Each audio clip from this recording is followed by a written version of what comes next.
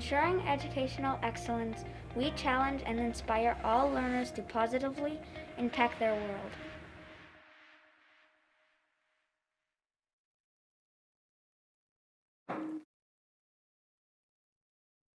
Today's September 28th, and welcome to our general board meeting. I would like to start off with our roll call. She's right there. Present. Here. Here.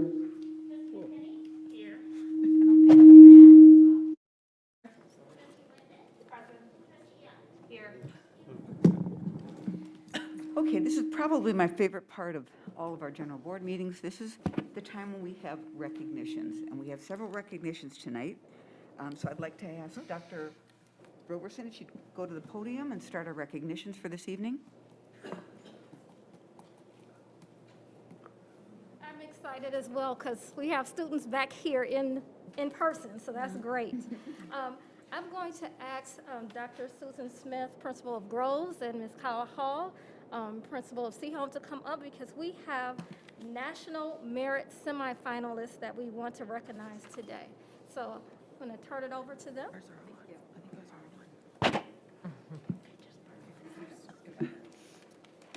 Thank you for having us. We're very excited to be able to present our students. This year, Birmingham Public Schools has 7 National Merit Semi-Finalists. And just to tell you, I know, very exciting.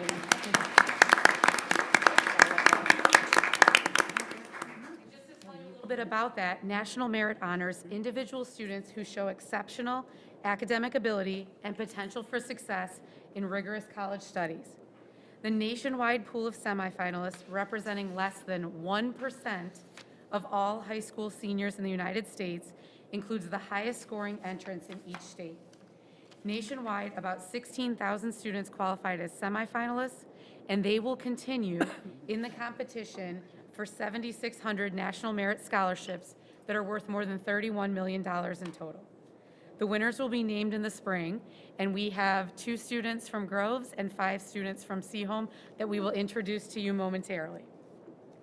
Students who receive recognition for this great achievement demonstrate academic characteristics that the faculties at both Groves and Seaholm strive to nurture and grow in our classrooms. They seek to learn. They love to dig deeply into the meaning of ideas, debate nuances and theory, and present cogent arguments to defend their perspectives. They are unapologetically curious, open-minded, and receptive to new challenges to their thinking. And lest you think this wonderful mental acuity comes solely from the good gene pool of their parents sitting here proudly tonight, they have the drive, determination, and work ethic that lays the foundation for such an achievement. I think it was Thomas Jefferson who said, "The harder I work, the luckier I get." And I firmly believe these students have worked hard to earn this achievement, and we are lucky to have them in our schools. So the 2 National Merit Semi-Finalists from Groves High School are Jack Hansel and Ainsley Nelson, and they're here with their families this evening.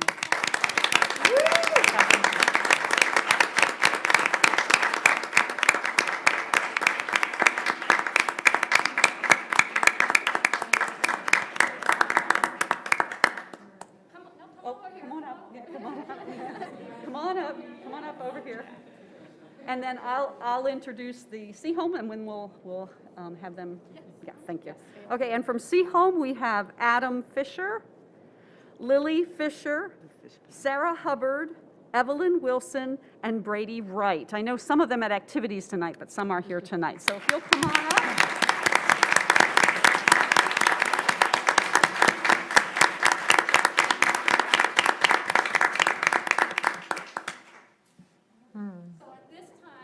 We want, if you would come around, and we want to shake each one of our board members and our central leadership team's hand. Well, do we want to do a photo op first?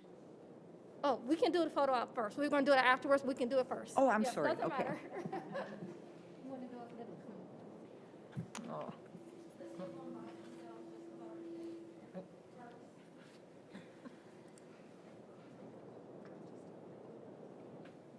And parents can come up and stand next to, yeah, to take pictures. What an achievement. It's huge. Yeah.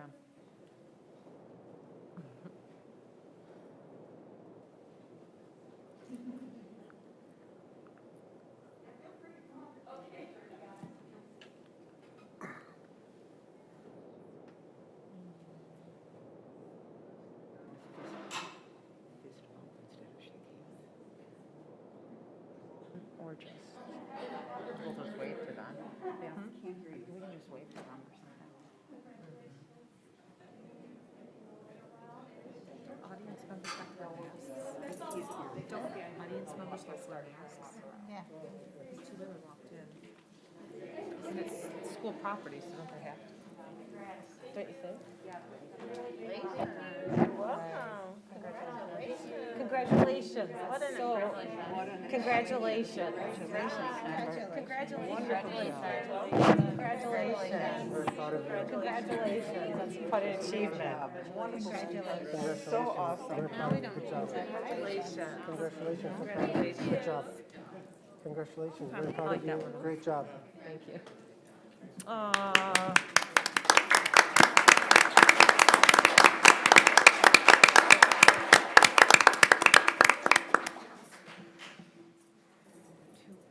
Thank you, thank you. How do we want to handle that? Somebody's got to go talk to them, you or Joan. Here's the cops. So I don't know if Coach Torriglia is here. I think either you or Joan. You have to All go right, talk to them. that's okay. Our next recognition is is a U.S. Swimming Scholastic All-American. We want to say congratulations to senior Karen Austin from Groves on being named to the U.S. Swimming Scholastic All-American team based on her performance in the classroom, above a 3.5 GPA, and in the pool as a junior national qualifier. Karen, you can come on up.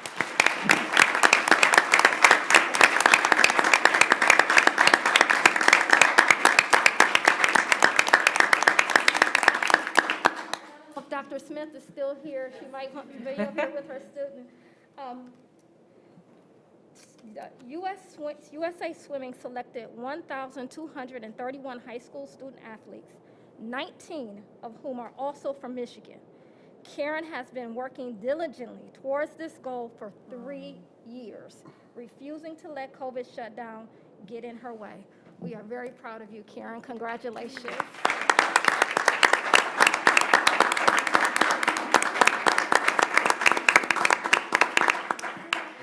We'll go around and shake everyone's hand.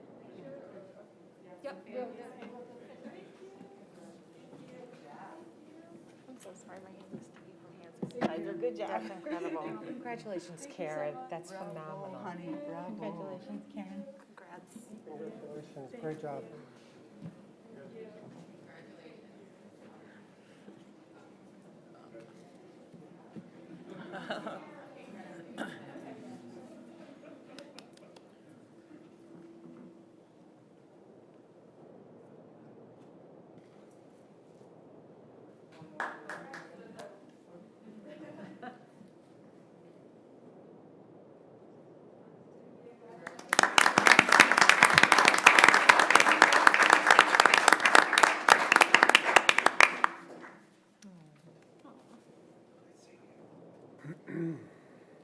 And we have one more recognition.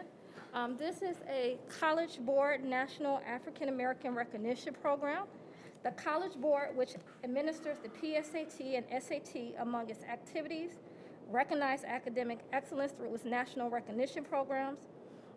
The following students are College Board National African American Recognition Program scholars. Now, are they here today?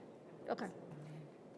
They earn the recognition by excelling on their PSAT, MSQT, PSAT 10, or AP exams and in their classrooms. Students who may be eligible have a GPA of a 3.5 or higher and have excelled on the PSAT, MSQT, or PSAT 10, or earned a score of 3 or higher on 2 or more AP exams. and are African American or Black, Hispanic American or Latinx, Indigenous, and/or attend a school in a rural area or small town. There's actually quite a few Grove students. Congratulations to the following Grove students for being named College Board National African American Recognition Program Scholars: Alex Warren, Dana Wesley, Ira Jones, Jacob Gray, Camber Williams, Lauren Morris, Lauren Sample, Neely Allen, Noel Drake, Nyla Willis, Paris Allen, and Rachel Akaba.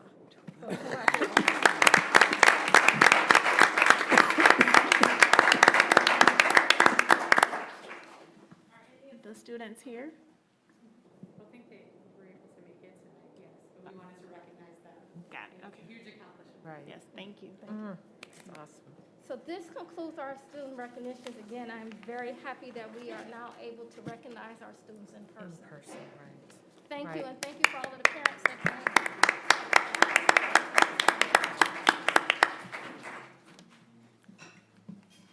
I was just going to say, this is a time for a 5-minute break, and any of you that would like to skedaddle and not listen to business, you are more than welcome to. Now's the time.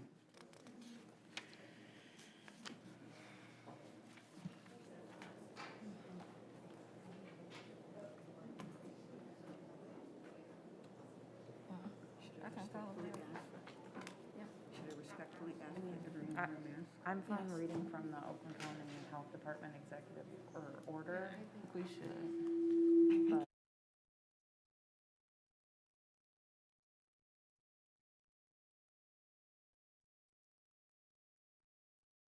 To reconvene, I would respectfully like to ask that everyone in this room please put on a mask.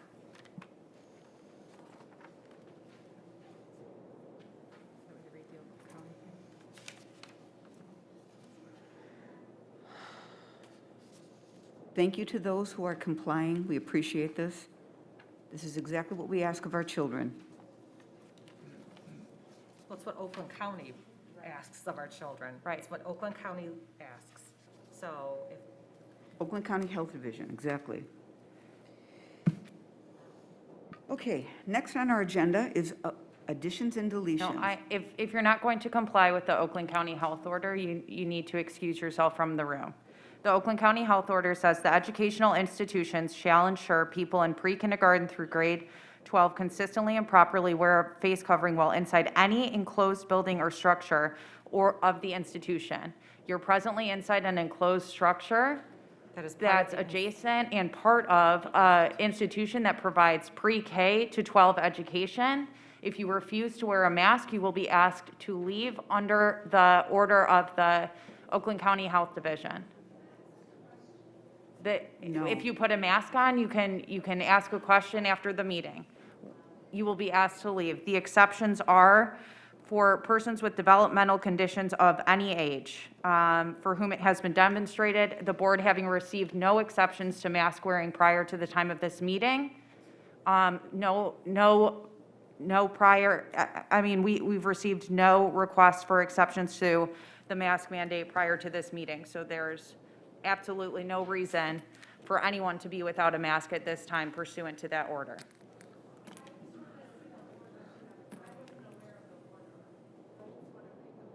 Emergency Order 2021-01 for control of the pandemic from the Oakland County Health Division.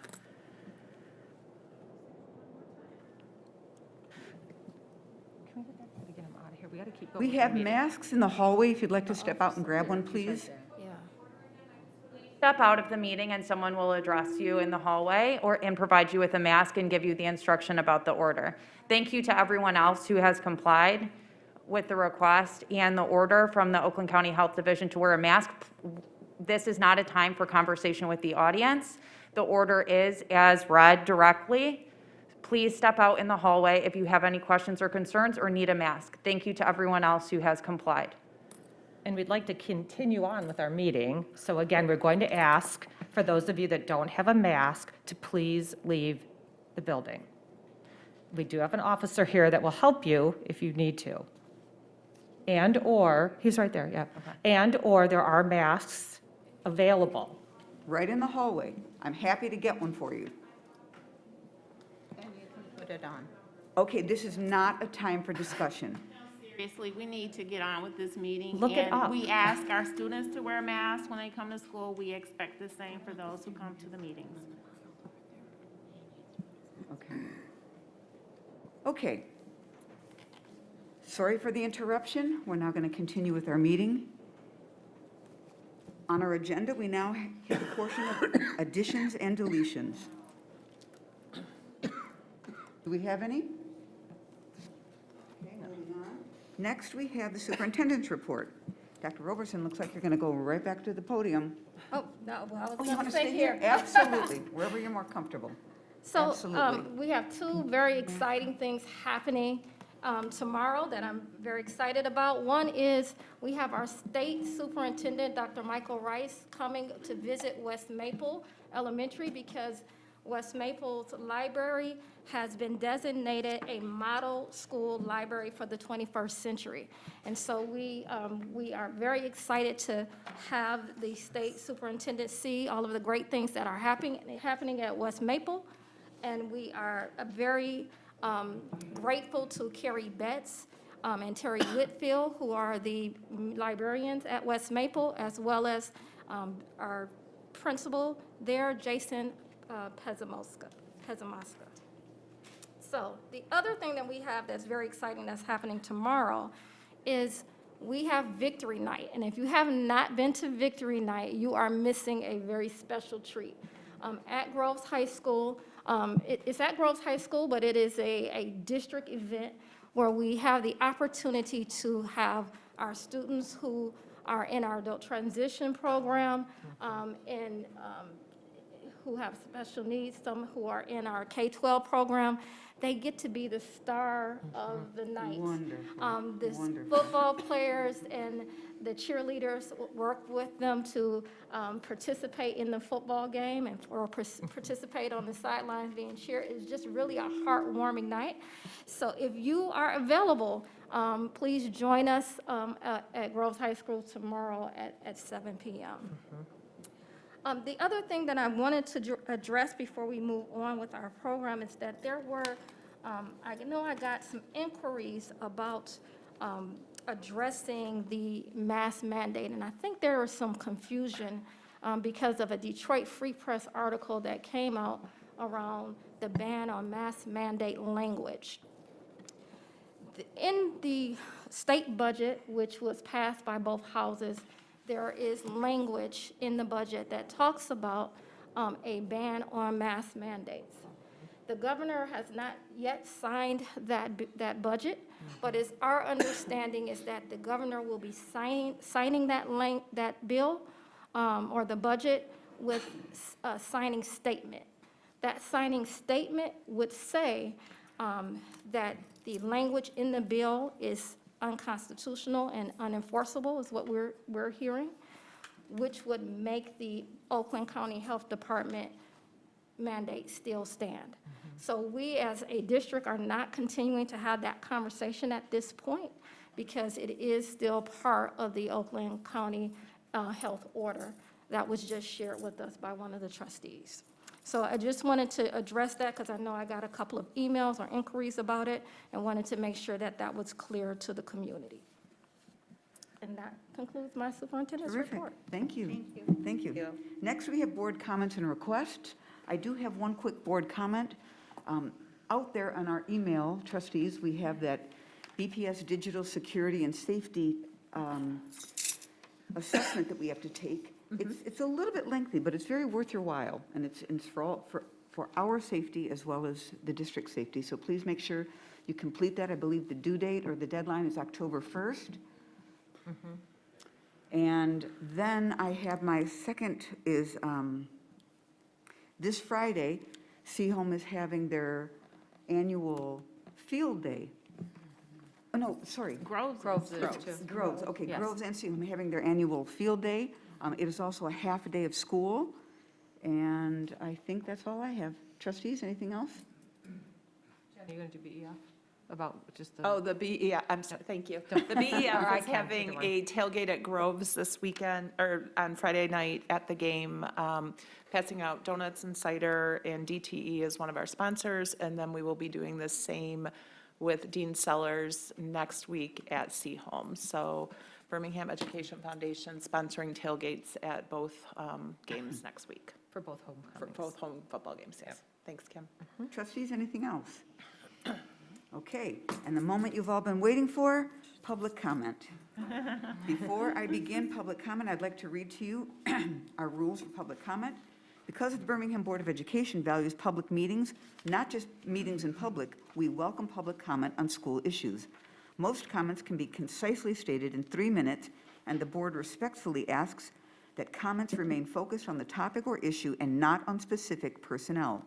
We welcome your comments, but cannot discuss nor debate items not on the agenda.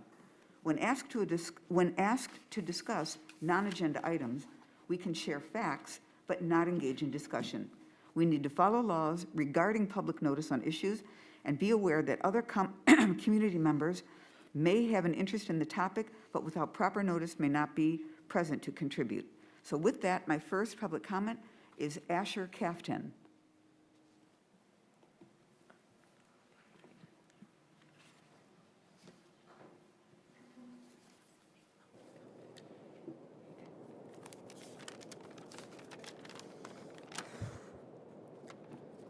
My name is Asher Kaftan, and I'm a sophomore at Seaholm High School. On August 14th, Birmingham Public Schools announced that it would reintroduce mask mandates for all students.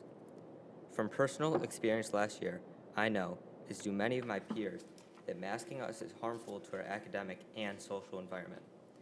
Has this board thought about the risks of forcing us to wear masks every day, not letting us see our teachers' faces, our friends' faces, teaching us to live in constant fear? Not only is wearing a mask all day fatiguing and abusive, but it has no basis in science. This mandate is devoid of evidence of any kind, as COVID poses almost no risk to kids. 5.5 million kids have been diagnosed with COVID, and a total of 464 have died. That's less than half of the 966 deaths from pneumonia in the same time period, which is also spread by being inhaled through the lungs or via airborne droplets. Yet no one in this room suggested wearing masks for pneumonia, which is once again, more deadly to my peers than COVID. Furthermore, the CDC reports for the week of September 18, the rate of hospitalization for COVID in children 5 to 17 is 1.1 per 100,000. Not only is the risk of hospitalization and death low for students, but student-to-teacher transmission is also effectively non-existent. A North Carolina study conducted before the vaccine was available found 0 cases of student-to-teacher transmission in the 11 participating school districts, totaling over 90,000 students. Plainly put, this is child abuse. If you want a disease, look at Munchausen by proxy. Mandating masks, which in some cases are made of what are effectively poisons, like phthalates, and in some fabric masks, formaldehyde, aside from having no basis in facts, is simply illegal in the state of Michigan. The Revised School Code Act 451 of 1976, revised by the Michigan legislature as recently as 2016, explicitly states under a section titled Statement of Prohibited Practices any restraint that negatively impacts breathing. Furthermore, the section is primed all of the following practices are prohibited for school personnel in the public schools of this state under all circumstances, including emergency situations, and numerous studies prove beyond any doubt that masks negatively impact breathing, such as this peer-reviewed study in which scientists from Singapore found that children aged between 7 and 14 years old who wore masks for only 5 minutes showed an increase in the inspiratory and expiratory CO2 levels, indicating disturbed respiratory physiology, or in other words, negatively impact breathing. However, we don't need complicated studies to prove that masks cause restraint and difficulties in breathing. Anyone who has worn a face mask for an extended period of time can give a first-hand account of the difficulties in breathing when wearing a mask, especially during prolonged exercise. This being said, it is clear to see that by instituting district-wide mask mandates, the BPS school district is caving to union threats instead of ensuring the basic needs of the students you are elected to represent.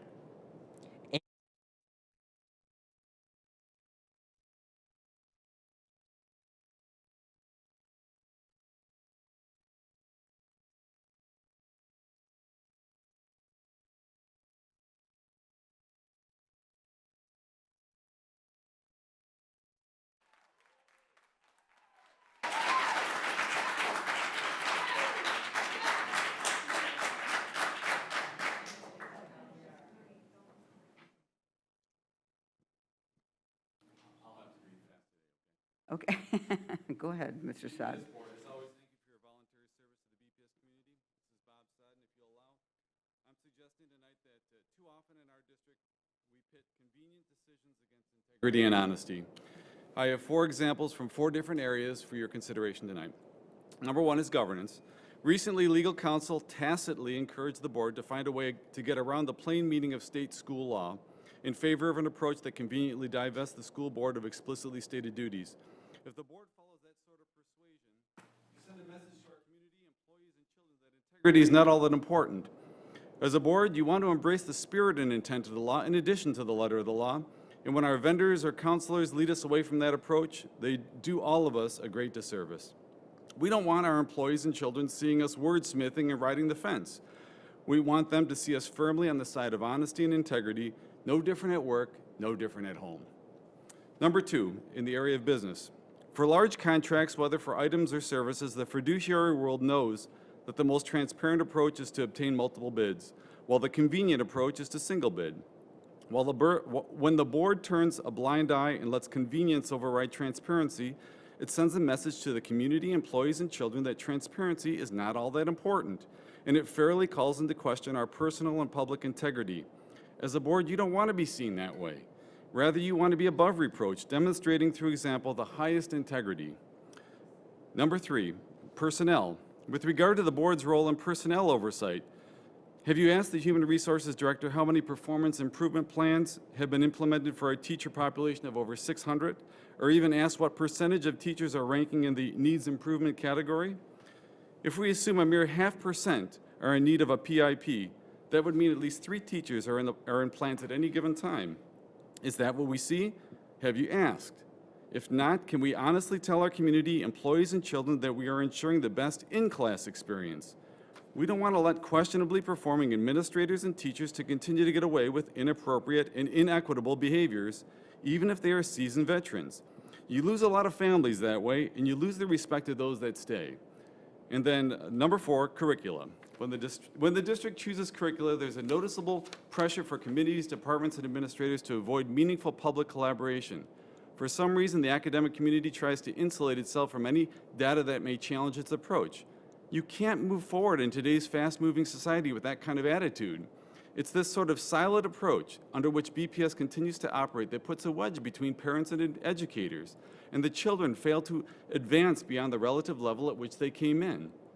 In contrast, a collaborative approach with meaningful family involvement would inherently solve this problem because the shortfalls of a particular curriculum would be exposed quickly and resolved quickly. Without an honest change in approach to choosing curricula, the district will not see any meaningful progress, and to be sure, the bottom quartile will suffer the most. As always, sincerely, thank you for listening. Thank you, Mr. Saad. Next, I have Christy Pepper. Christy Pepper.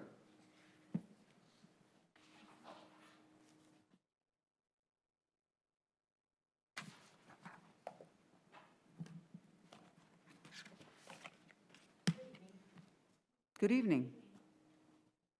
Although I realize that it's currently an Oakland County mandate, should the decision fall back into your lap, I would like you to consider several things in regards to the masks.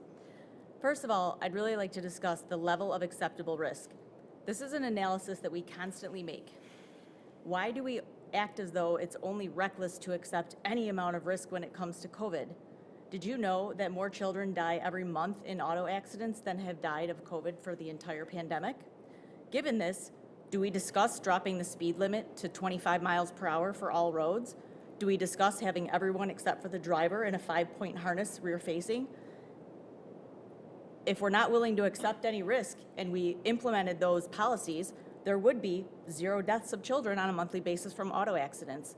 However, as I stand here, I recognize, as should most people, that those are not inconveniences that we are willing to suffer. In this pandemic, currently, the children who are suffering, it's the children who are being asked to bear the suffering. As adults, we can move about society freely. We can go to the store, we can go to restaurants, we can go to bars, we can go to weddings. Our children spent the entire summer doing the same, and yet the message we're sending to them is, if you go to school, it's a disease-ridden, scary place. My youngest child has never been to school without a mask on, yet he's spent the entire summer and days after school playing with friends and doing all the things that normal kids do. So we're either asking them to suspend their reality or to believe that school is a scary place, neither of which are messages that I would prefer to send to my children. Excuse me. We live our lives accepting risks and analyzing the cost benefit of mitigating those risks. Why can we not have this discussion in regards to COVID? In the meantime, we're willing to send our kids to both Groves and Seaholm, knowing that the water has a disease, or knowing that our water has Legionella in it. And we're expecting them to remember not to fill up their water and to behave like responsible citizens in regards to that. Someone somewhere made the risk analysis that it's generally immune-compromised people who would suffer from Legionnaire's disease. Could the same not be said of COVID?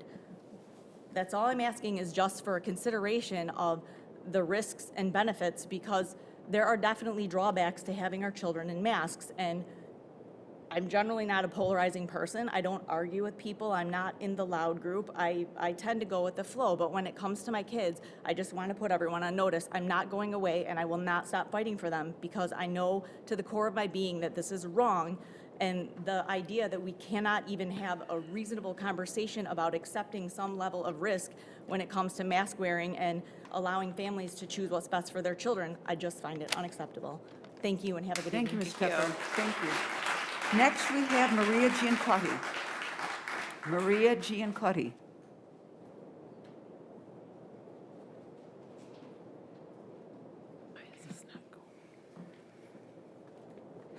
Okay.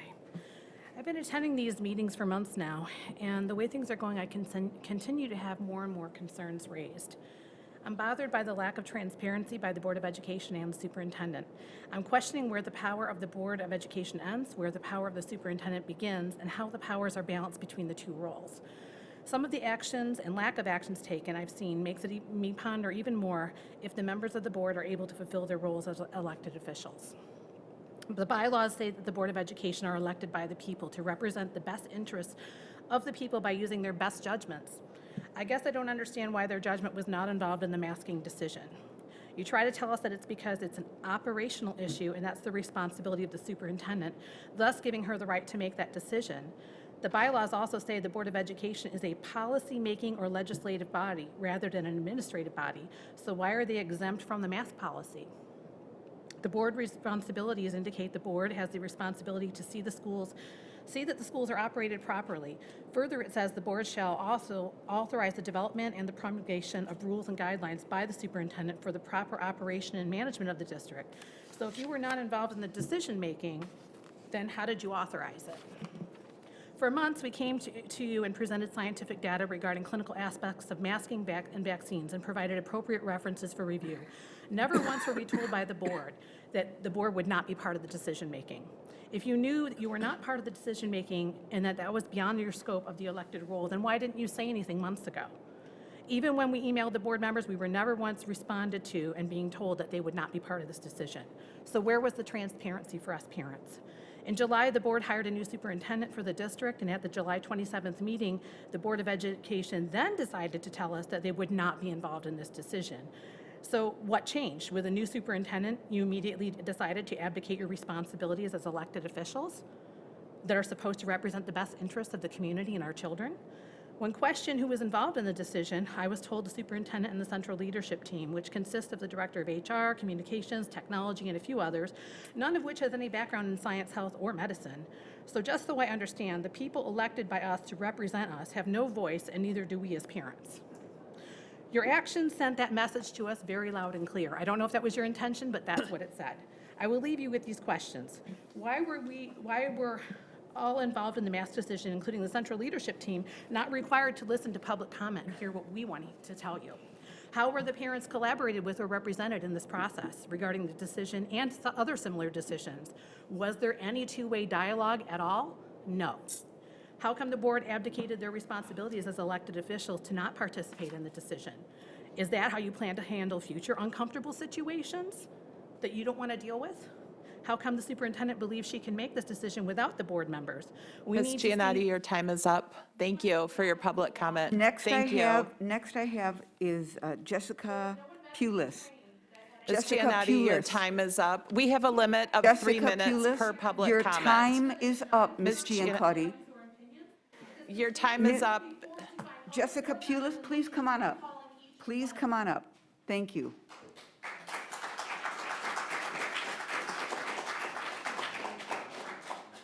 I'm sorry about that. Oh, no, Please go. I wanted to hear her talk too, no problem. My name's Jessica Police. I have 3 students. I spoke last month. Again, these topics aren't on the agenda, but I feel that they need to continue to be top of mind because we need to have change. I'm here today to sympathize with you. You are all in a tough position, no matter what decisions you make. You will not please half of this unfortunately divided community. The community that has been known to be the best in the state, the community that people want to reside in, is now the community that is at odds with each other. There are no more friendly debates or agreeing to disagree or seeing it from another person's perspective.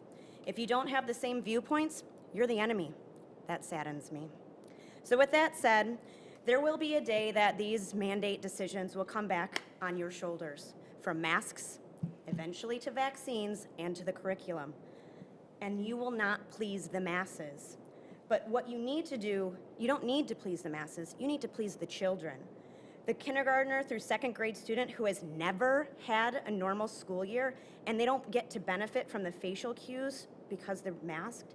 The 2 years of seniors who have had to pivot and adjust many times, not to mention missing out on events and occasions that they've been looking forward to their entire education. And the ones who the past couple of years, like my daughter, whose personality has just gone away because of all this crap that they've been up and down through. What do you want the BPS legacy for the future families and future students to be? Do you want it to be one of fear? Fear of a virus that's never going away? Or fear of not excelling your students the way that this district should be excelled? These mandates proposed are the first steps in a slippery slope of freedoms being taken away one by one, and they should be recommendations, not mandates. So when the decision falls back on your shoulders, don't think about the parents that are at odds with each other. Think about how you are serving the children and how you can propel them to an excelled education as an adult of a BPS education system. Sorry, I messed up on the end there. Thank you. Thank you. Thank you. Next, I have Lindsay Hope. I'm going to tell her they have to use their legal name. Thank you. I have some prepared words, but I'm going to have to edit on the fly a little bit. I wanted to briefly address what happened at the last really bad board meeting. You know, I'm a peacemaker, so I just feel a need to emphasize, and I know I emailed everyone on the board about 12 hours after that meeting, and I never got a reply back. And I'm going to try not to cry because it's just, I hate the divisiveness that this is all becoming. I hate that you have to have a cop outside, and I guarantee today you're not going to need to use them because that's not how we operate. And I want to just emphasize, this is not how, we are peaceable. We may not agree with you, but we're peaceable, but we're also not going to stay silent. So I'm just going to leave it at that. And what happened in the last board meeting was out of control, and I think all of my friends will agree with me on that, but we're also not going to stay silent. So that being said, we really need you to recognize that the divisiveness in our community is continuing, and it's real. And it's not just settled because you sent out a press release. Which consequently hurt many innocent people on the sidelines who had nothing to do with the comment that shall not be repeated. I'm concerned about our community divisiveness and the harm it's causing to families in general. As an example, if you think the recent Bloomfield list incident is isolated, you would be wrong. I can tell you right now that there have been rumblings circulating that there's a similar list here in Birmingham. It would be helpful if you could get ahead of this by living up to your word and perhaps make a statement to the district that you do not tolerate hate on any side. A reminder is that in your July 19th email, it stated that BPS is committed to supporting warm and welcoming environments within our school communities. No individual should be subject to discrimination around their choice to wear a mask or vaccination preference. We hope we can all work to support one another and remain healthy throughout the 2021-22 school year and beyond. So what will you do to commit in working with the county to support your word that you would defend choice? Or maybe that's changed. Because as it stands, students are being discriminated against on your watch on these matters. I know you may think that you're on the side of the right, and I understand that you're in a very difficult position, but what you've done is taken away the rights of parents to choose what's best, and you're also harming children in the process. I know you have stated your hands are tied by OCHD, maybe they are in some point, but honestly, your hands are truly as tied as you make them. As my hero, Martin Luther King Jr. said, our lives begin to end the day we become silent about the things that matter. I know we will not stay silent, especially when it comes to matters of our most precious treasures, our children. Thank you. Thank you. Next, I have David Jones. Now, I just want to say that there are 2 people listed on this card. Is only one person speaking? But this will mean that you each have 3 minutes. You don't donate time. I think we'll be Okay. less than that. She actually filled the card out for me, and she's on 3 hours of sleep. Oh, geez. Oh, my. Okay, so just Mr. Jones, you go right ahead, please. Welcome. Okay. Please. If you don't mind, I'm going to keep my mask on while I talk. Is You that okay? absolutely can. Okay. I had a little bit prepared to go over tonight, but I would like to reflect what happened during the break. We had one of our members that was, not happy to put her mask on, and was escorted out. Or I think she wasn't escorted out, but she did leave, and there was conversation in the hallway. I don't know where she went. Apparently, she didn't get her mask on and come back, but that relates to the story that I wanted to share today. My son last week came home and said, Daddy, my breathable mask, I can't wear it anymore. And it turned out that it wasn't his primary teacher, but another teacher had an issue with his mask. And, we heard about that, and we said, hey, just wear it again tomorrow, we'll see what happens. We weren't contacted by anyone at the school at that time. So the next day, we did get a phone call from the principal, and it turned out that he said, hey, we've evaluated this mask, we're reaching out to you, that we don't think it's acceptable. We've sent a picture to, I believe, someone on the leadership team, I'm not sure who, but they replied that the mask was not, multi-layered, and it had holes in it. So he had the same exact type of mask that I'm wearing right now. I wasn't told to leave. There's a huge inconsistency with that right there. I hope you guys all recognize that. That's my main point. I would like to have more information about the science behind wearing these and how we decide what type of mask is acceptable. We have these types that we wore last year, and they came home wet and odorful. I don't know if that's a word, but a little nervous here. This one's Disney. That one's probably okay. Bobby Jack, I'm not doing a commercial for masks here, but these ones aren't. So these are okay, right? But if you hold up any of them to the light, you can do this at home with all the masks you're wearing right now, you can see holes, all right? This type right here, disposable mask I got at work today, you can't really see the light come through. It's medical grade. This doesn't stop COVID. You need N95 to stop COVID. So just help us understand what the heck we're supposed to interpret with all this. And my kid's been alienated already. And, that's kind of what motivated me to come up here today. Thank That's you. about it. Thank you very much. Colleen Zamet. Colleen Zamet.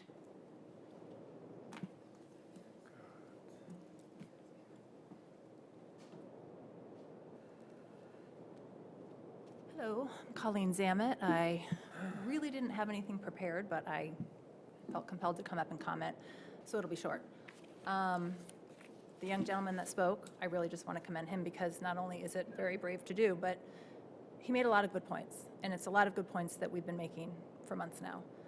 A lot of the speakers have made very good points. I really want to ask one thing. It's really long past time. We need to start having some coffees with the board members, listening tours, anything to get at least small or medium-sized members of the community out there together so we can be talking to you. We're feeling very, very, unheard, I guess. We keep hearing that we hear you, we want to listen to you. We get virtually no responses other than a thank you for your email or thank you for attending the meeting, thank you for commenting. We want to talk.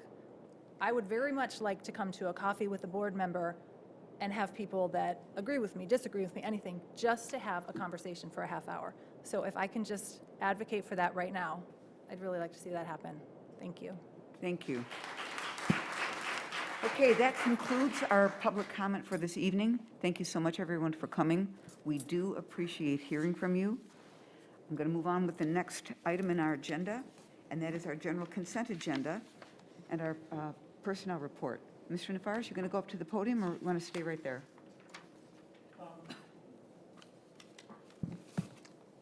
The consent agenda. The policies are a little bit later. The consent agenda just includes the regular HR report. Just want to make sure I was looking at the same part of the agenda. We just vote on this. So we're just, yes, so we're just going to vote on that? So Yes, you can trustees, thank you, sorry. Trustees, do I have a motion on the floor? Yeah, and I'll just add for the consent agenda, just so you guys know that in addition to the minutes, there is a MHSAA membership, which is just standard, saying that we're part of MHSAA for our athletes. And then also the designation of depositories have not changed. It's just that we have a new assistant finance manager, and there needed to be a signature change. For Sherry, right? For Sherry? Yeah. Do I have a motion on the floor? I motion for Resolution 29 to accept all of the consent agenda items. Support. Any discussion? I just wanted to recognize Debbie Hubble, who's on our personnel report. She's serving as our. Welcome back. Yeah, welcome back. She has a long history in the district and is serving as our interim superintendent. So thank you so much for your service. And I also wanted to shout out Miss Summers, who's a kinder teacher at Greenfield Elementary and was hired in right before the school year started and is one of the 2 kinder teachers, which I have special knowledge of because my son's a kindergarten student at Greenfield. So, but thank you, Debbie, for your service. Glad to be back. Any other comments? Dean, I have a question. It does appear as if we had a number of resignations towards the end of the summer, beginning of the school year. So will we be hiring for these, to cover these? We have already hired most of these. Okay. There's a little lag in terms of making the board report, but we did have some changes in some staffing in August, closer to the beginning of the school year. Okay. And then we were able to quickly hire many of them. We still have 1 remaining opening that still has to be filled, and then a few paraprofessional openings that are still open. But we've been able to hire and replace everybody who did leave. Okay, thank you.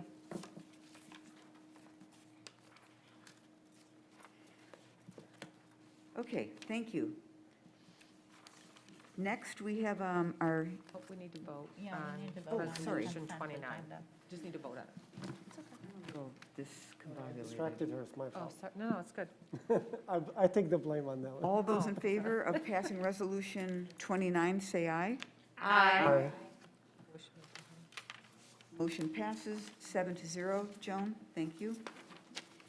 Next, we have Mr. Neferos, a human resource report. Sorry, Laurie. I don't have any other card. I'm sorry, the second read of the policies that we discussed at the last study session.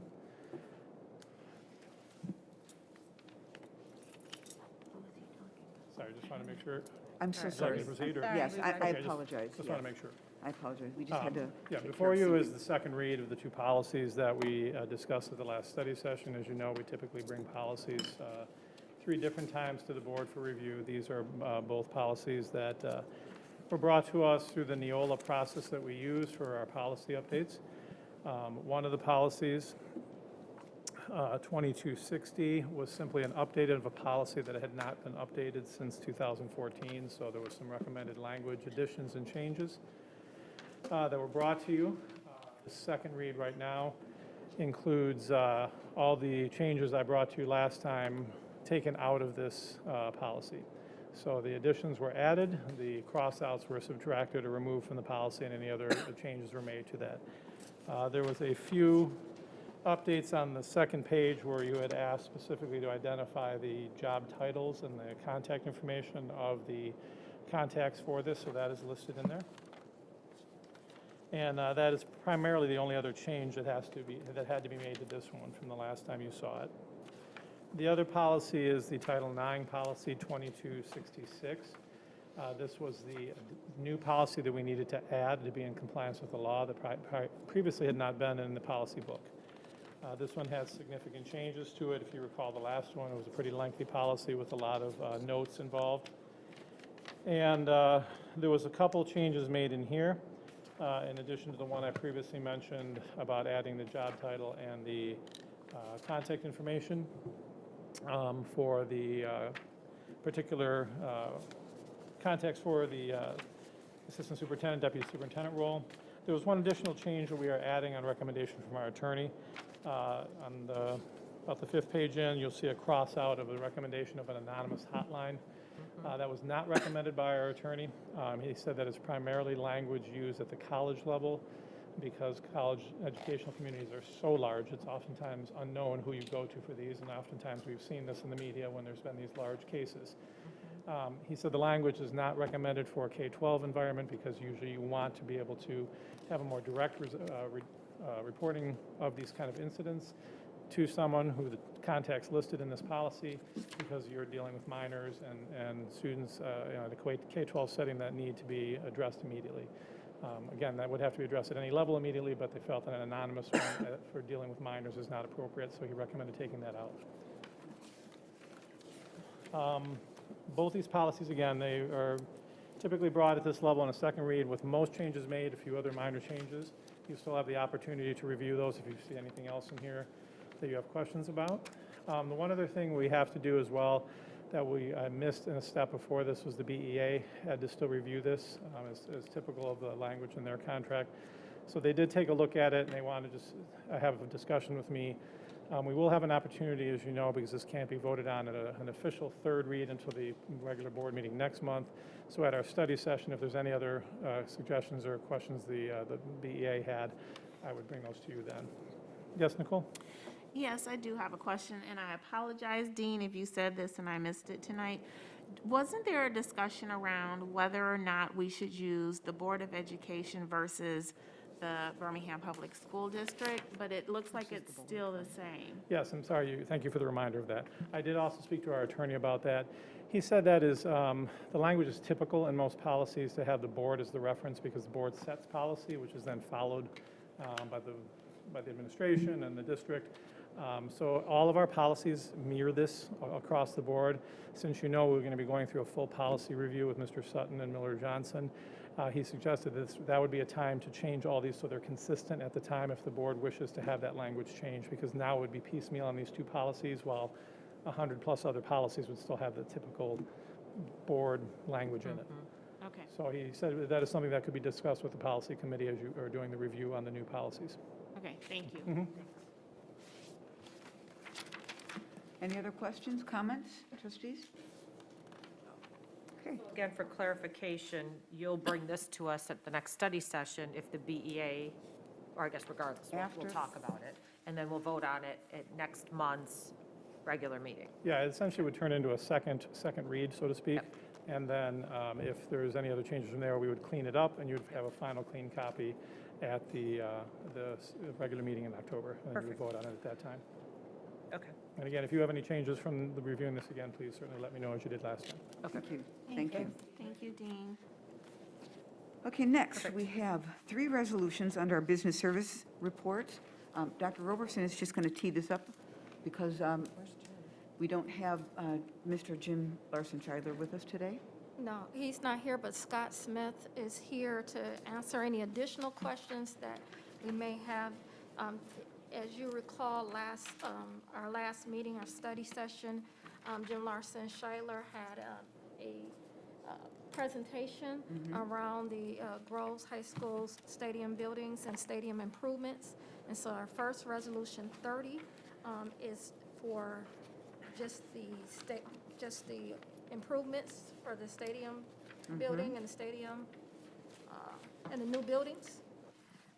Then resolution 31 is the staffing plan change request for construction manager services.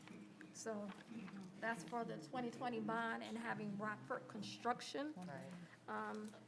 to perform those duties. And one of the things that we did talk about in transparency is that these projects were over the initial amount that we dedicated for these projects. And it was just because we had the cost of construction, the cost of materials, labor has just been more since COVID. So Scott, if you want to come to the podium, just in case anybody has any questions around Resolution 30 and Resolution 31.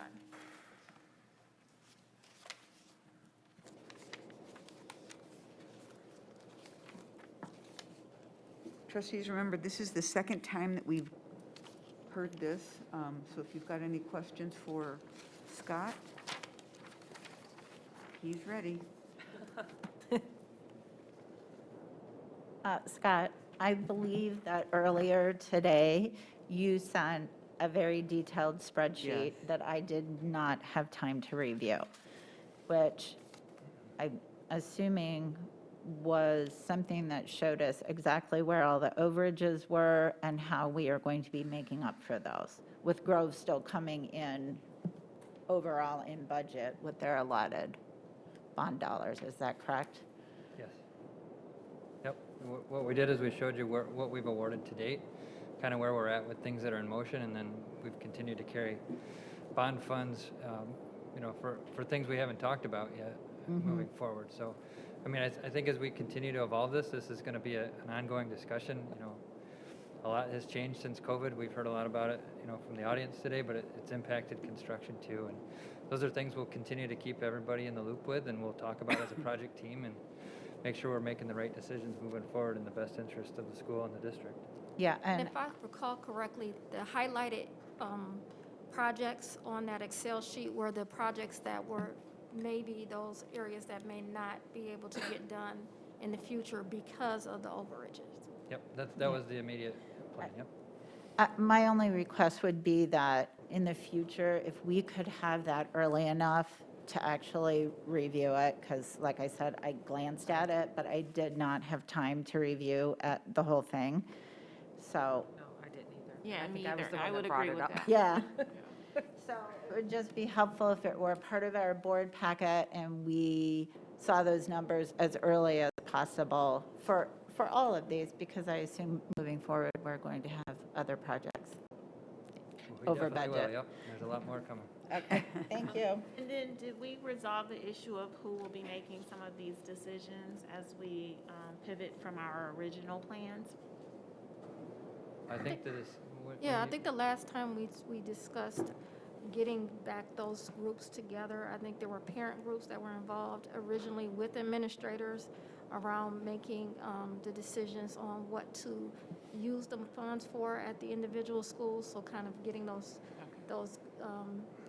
groups back together prior to coming to the bond oversight committee that the board has. All right, thank you.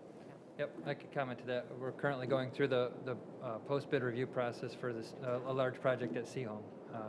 We don't have every last dollar or penny accounted for at the moment, but we've already met with Principal Hall and Athletic Director Frank. We've shared with them the results. We've talked through some different scenarios, got their buy-in at the school level, and then it kind of worked up to the administrative level, and then it will work into a board subcommittee for early August for that one, for example. Thank you. Perfect. Okay, trustees, can I get a motion on the floor to consider Resolution 30, contracts for Groves High School stadium buildings and stadium improvements? I move that we approve Resolution 30, contracts for Groves High School stadium buildings and stadium improvements. Second? I second. Motion by trustee Hokumer, seconded by trustee Rass. Open up for discussion. Do we have anything else left to say, or we kind of did it already? Okay, trustees, all those in favor of passing Resolution 30, please raise your hand and say aye. Aye. Aye. Resolution 30, I'm sorry. I said I wanted to ask something. oh. It's also aye. No, I already voted aye, so but I But had a, you can say what you. so I had a. can ask.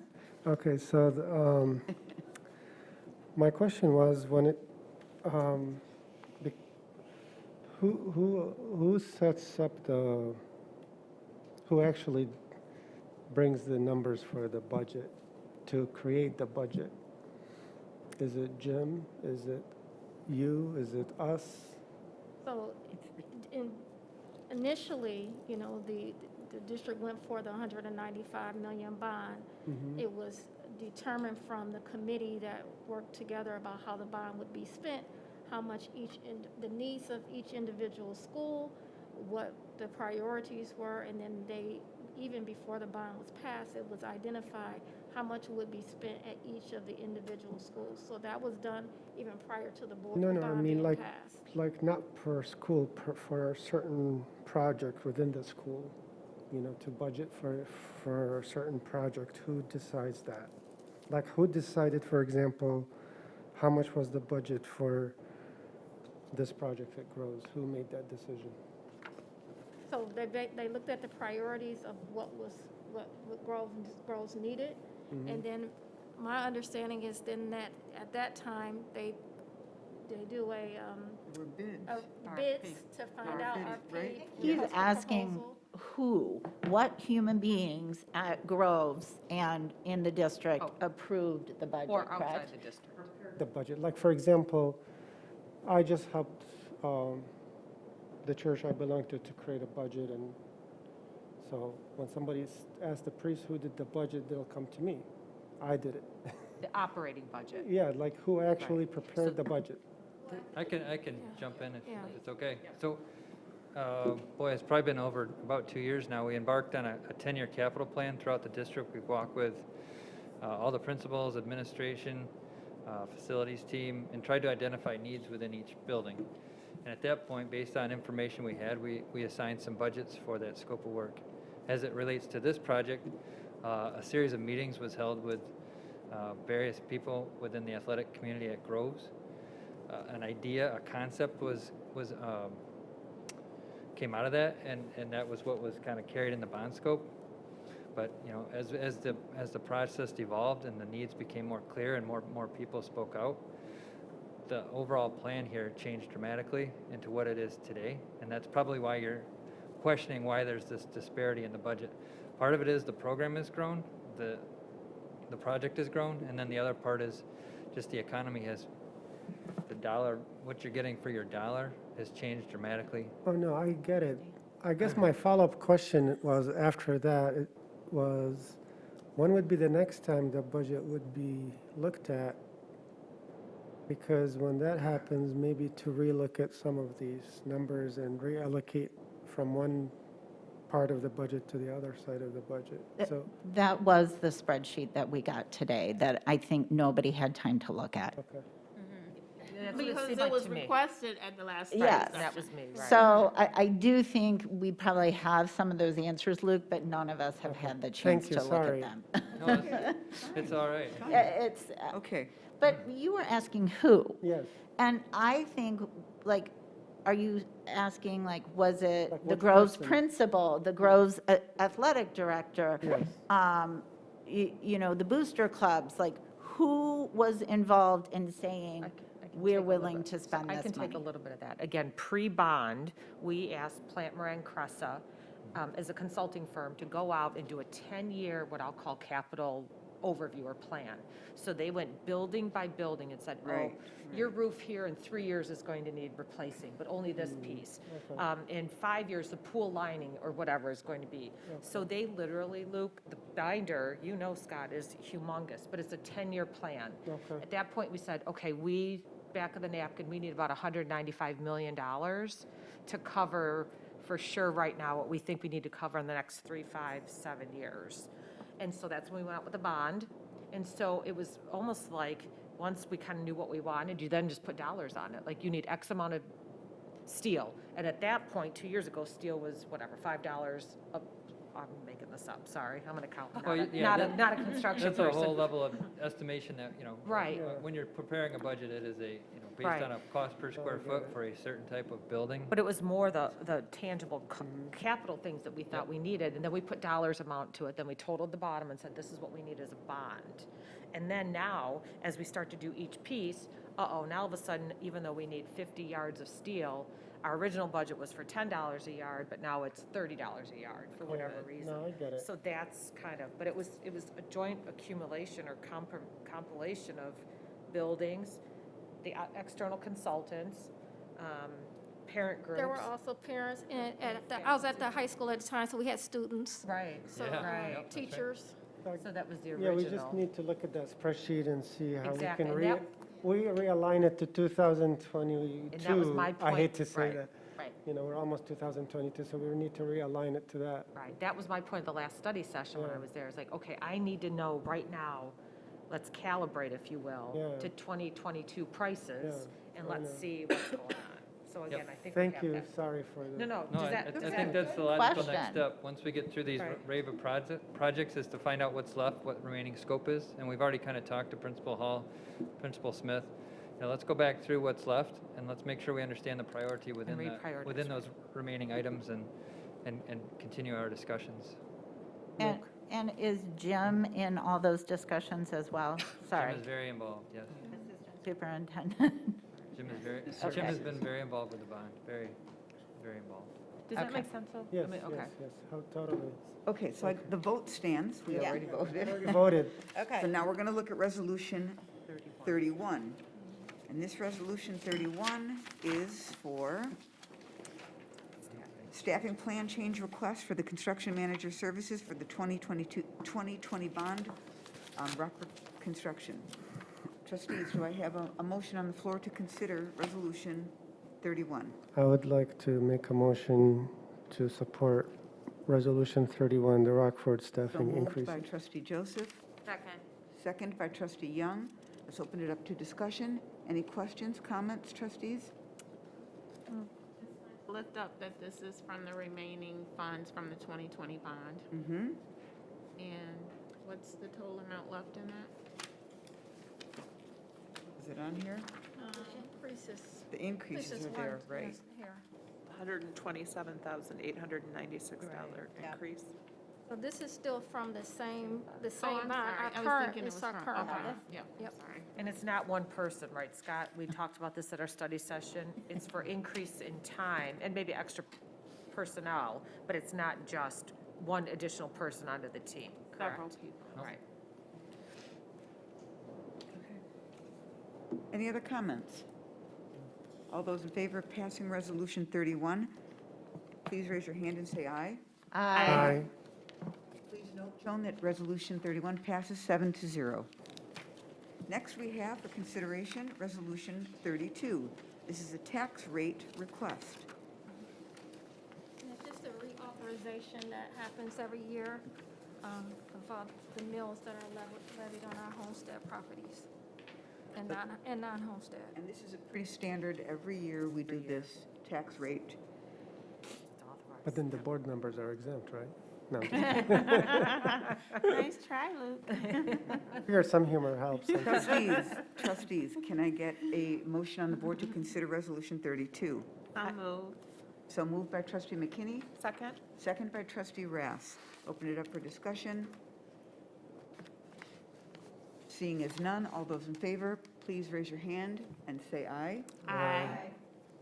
Please note, Resolution 32 passes 7-0.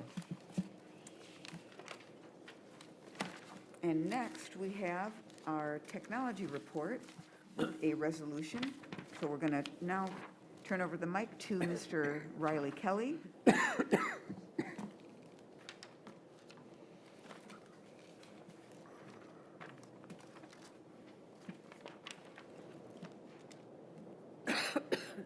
Alan, can you turn the projector?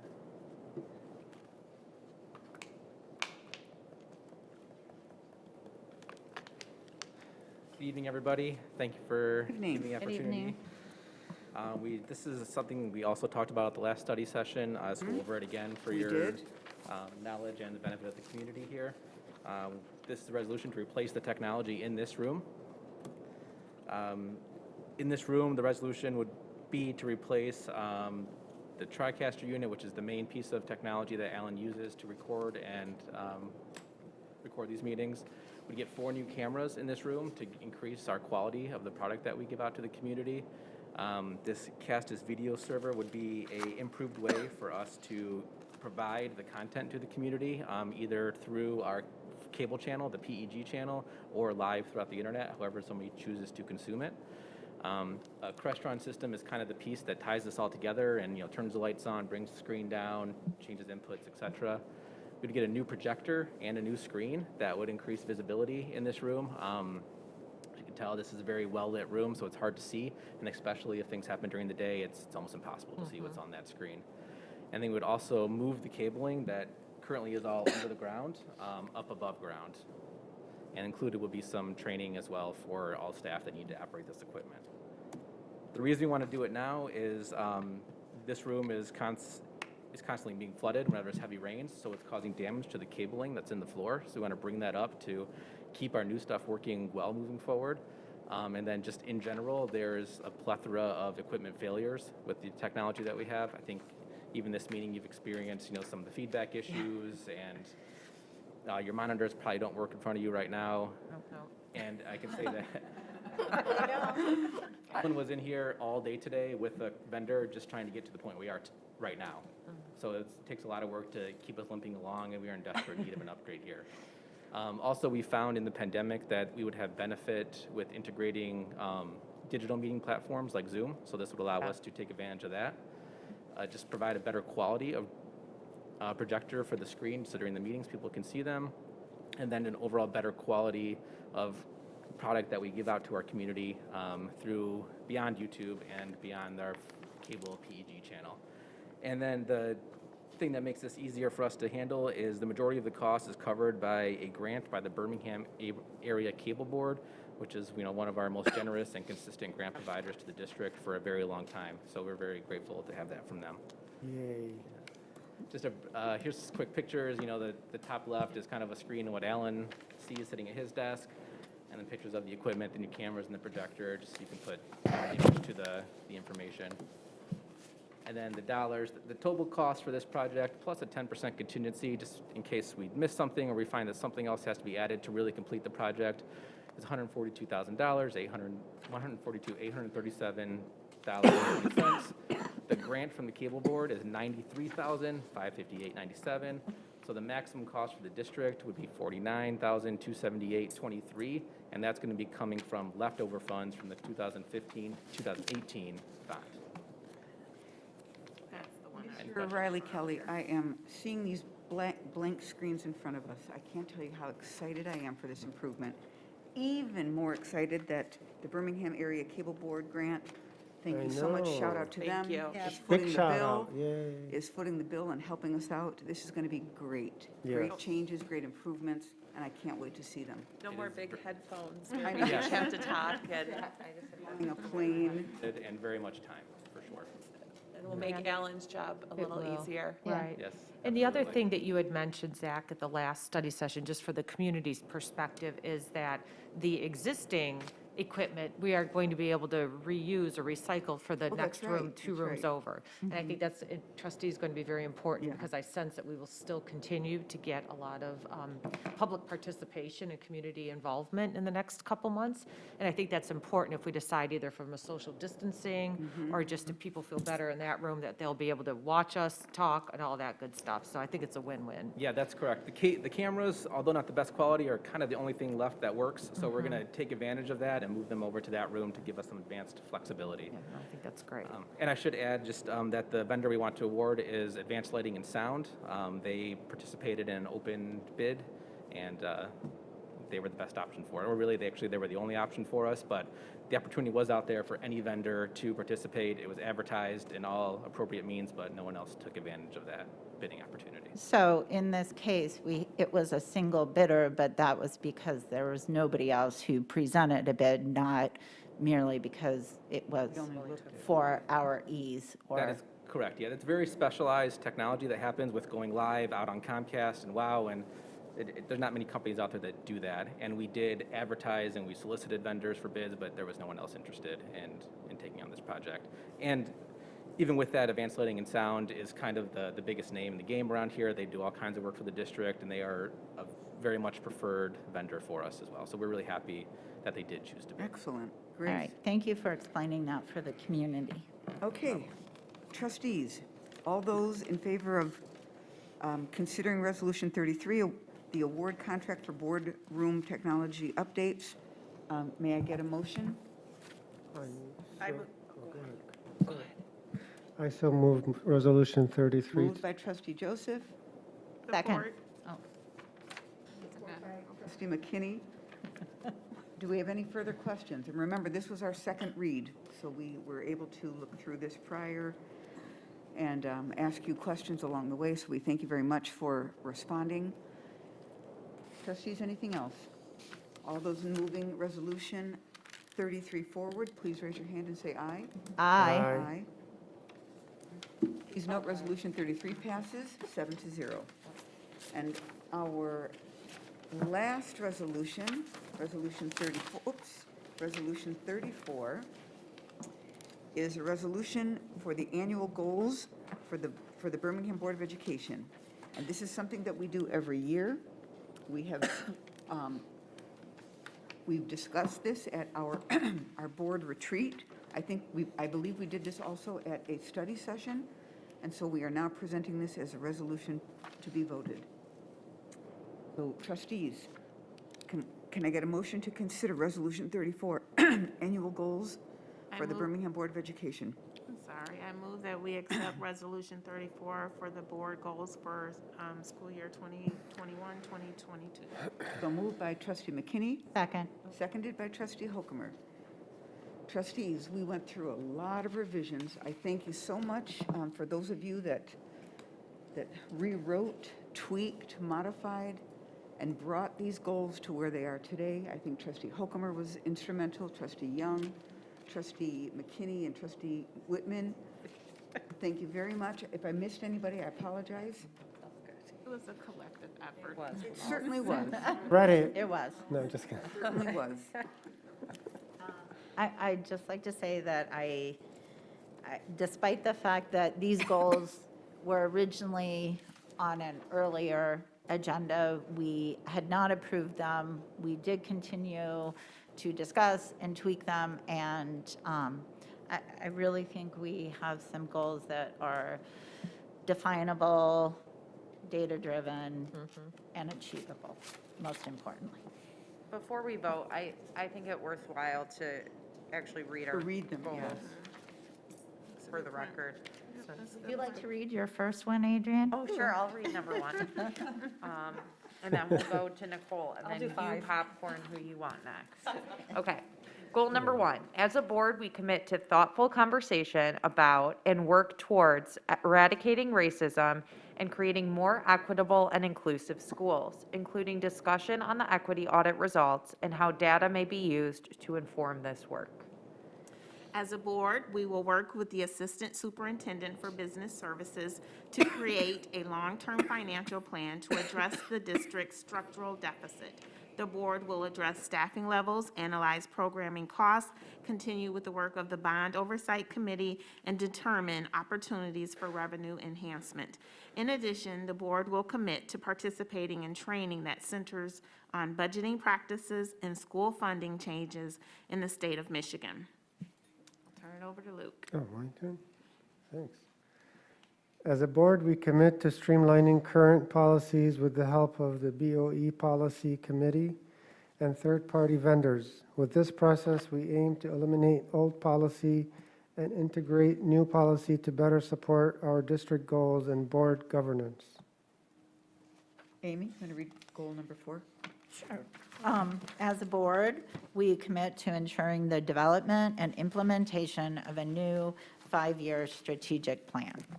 Trustee Whitman, I believe this is yours. This is mine. And our fifth goal, as a board, we commit to attending board trainings, both individually and collectively. We will utilize internal and external resources that will allow all trustees to become familiar and comfortable with board protocols, systems, and structure. We will include the superintendent and community members as applicable, as well as attend trainings individually based on our interests.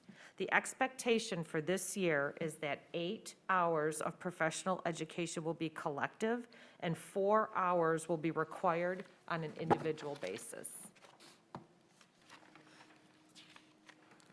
Trustees, any comments, any further questions?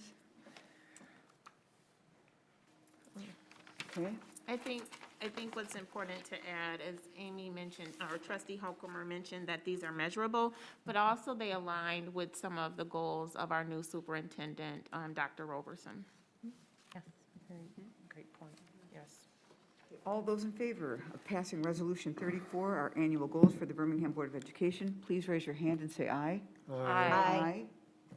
Please note, Resolution 34 passes 7-0. And I believe that takes us to our calendar. Oh, other reports. I apologize. Oh, we did that one. No, we did that. Calendar. I just wanted to point out that Friday, as I mentioned earlier, this Friday, October 1st, is a half-day, a district half-day.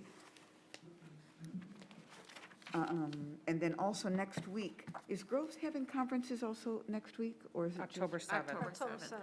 So it's next week for Groves and Seaholm. Okay, Yeah. great. So we have parent-teacher conferences.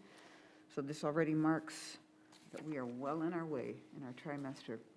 In our next study session And our next study session is October 5th.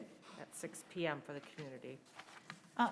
Dr. Roberson, can I just ask a question? The marking period schedules, is this also on the website?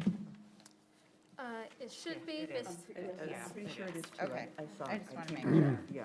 I think both It high is. schools also sent it in their Yeah. newsletters. Yeah. Okay, perfect. Thank you. Any other calendar items, ladies and gentlemen? I believe there's no X block this Thursday. Thursday. Is that correct? Yeah, there's no explanation. yeah. For the, right. Thank you No, for but you're pointing right, that that's out. good. Yep. Kids Club on the half day, so. Okay. Okay, ladies and gentlemen, it is 8:23. We are going to adjourn this meeting, September 28th. Thank you all for coming. Meeting adjourned.